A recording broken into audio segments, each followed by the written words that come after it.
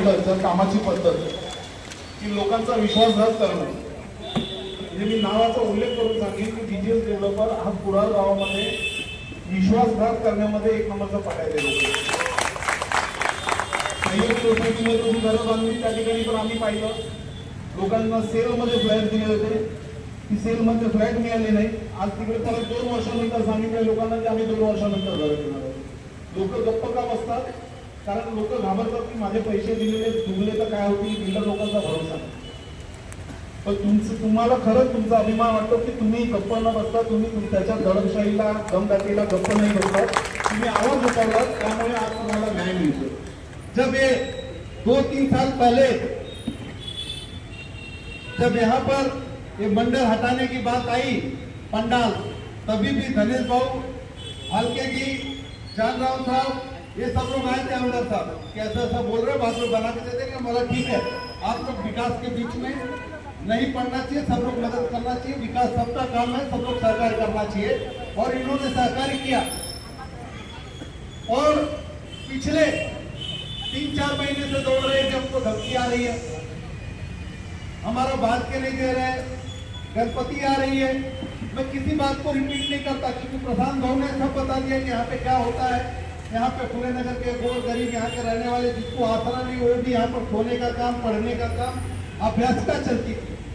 सांस्कृतिक कार्यक्रम तो होता ही था, साथ में अगर किसी के घर में छोटा मोटा अगर कार्यक्रम है तो भी इस पंडाल में होता था। लेकिन वो पंडाल जब नहीं बन रहा था, आमदार साहब ये लोग लिटरली मेरे ऑफिस में आके उस दिन रोए।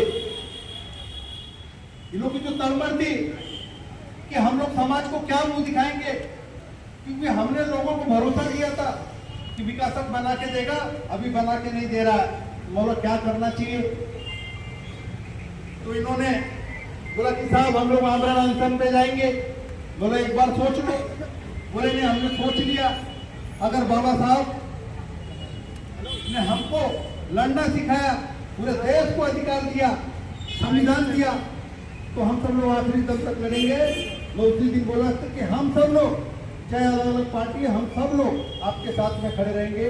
तुरंत आपको आमदार साहब इन्होंने फोन किया, प्रधान जी तुरंत बहनी को एक पत्र दिया, आपने तुरंत बहनी को पत्र दिया, पुलिस स्टेशन से भी सहकार मिला और आमदार साहब के पुरस्कार से विकासक में फाइनली यहाँ पर जैसा आपको चाहिए वैसा भव्य और दिव्य एक पंडाल यहाँ पर आप लोगों के लिए बन के मिलेगा। 2-3 भाऊ आहेत त्यामध्ये काम करतात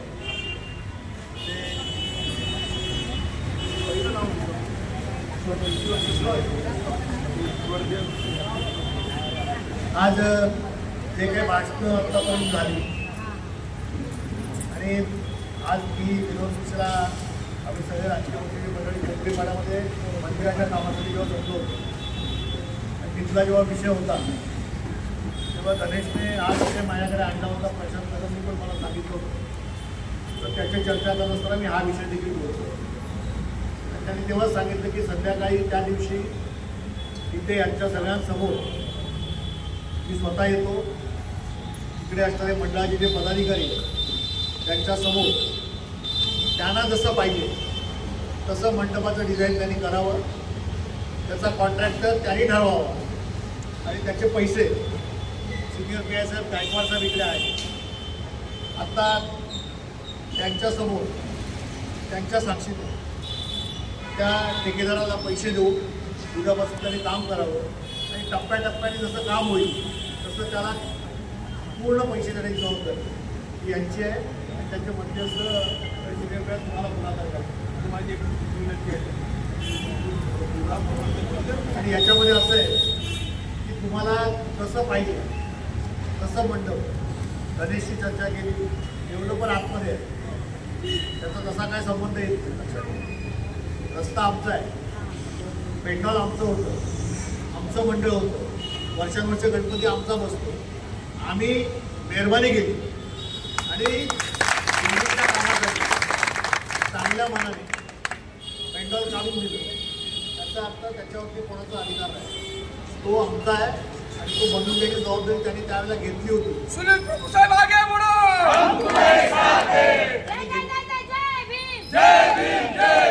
त्यामुळे ती पूर्ण जबाबदारी जी आहे ती बनवून द्यायची त्यांनी घेतली आहे.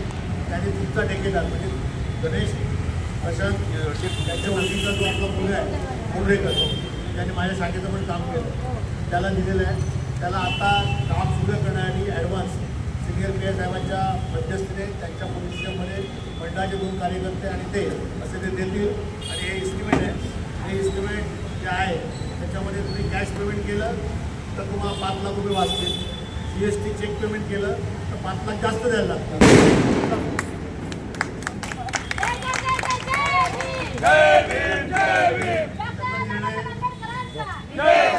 तुम्ही घ्यायचं पण यांनी आता मान्य केलं. त्यामुळे तुमचं याचं भांडण नाही.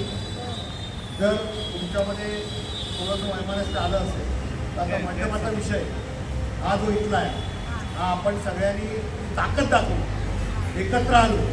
त्यामुळे तुम्हाला याच्यापुढे जर कोणी धमक्या दिल्या असतील, अजून काय केलं असेल तर आपण डॉक्टर बाबासाहेब आंबेडकरांचे त्यांनी आपल्याला देशाला राज्यघटना दिली आणि घटनेने स्वातंत्र्य दिलं. या देशात जगण्याचा, राहण्याचा, खाण्याचा, पिण्याचा काय करावं याचा अधिकार घटनेने दिला आहे. तर आपण त्यांचे पाहिजे आहोत, तर आपल्याला कोणी असं इथून हलवू शकत नाही. त्यामुळे आता जास्त वेळ न बोलता त्याबाबत मी जे काय माझं मनोगत होतं ते मांडलेलं आहे. आणि तुम्हाला जसं पाहिजे तसं स्टेज तुम्ही बनवा, त्याचे पैसे हे देतील आणि काम उद्यापासून चालू करा. हे असं स्पष्ट झालेलं आहे. आणि त्याला मध्यस्थी मी विनोद मिश्रा, प्रशांत कदम आणि सिनियर पी आय कशी मुद्दाम केलेलं आहे. त्यामुळे आता हे सगळं झाल्यानंतर जो उपोषणाचं जे आहे तो विषय संपवा आणि हे जे आहे ते उद्यापासून काम तुम्ही चालू करा, एवढं सांगण्यासाठी मी आले. ज्या दिवशी ते हा धंदा करतील ना, कुडाळमधली सगळी कामं त्यांची बंद करून टाकतील.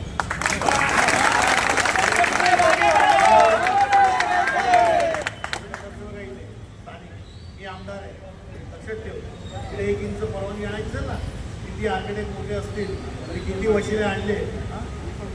आणि माझे तर विनोद मिश्रा म्हणजे तुम्हाला माहिती आहे भारतीय जनता पक्ष नक्की आहे. भारतीय जनता पक्षाची मुख्य वाटते. त्यामुळे छू केलं ना, छू केलं काय होऊ शकतं तुम्हाला माहिती. त्यामुळे आता आपली ताकद आपण दाखवली. त्यांनी देखील मोठेपणा घेऊन तुम्हाला या ठिकाणी सांगितलेलं आहे. त्यामुळे तुमच्याकडून जर काय झालं असेल तर तुम्ही मान्य केलं आहे, त्यांच्याकडनं काय झालं असेल तर ते सॉरी बोलत आहे. आणि आता एकत्र राहून तुमचं काम करा आणि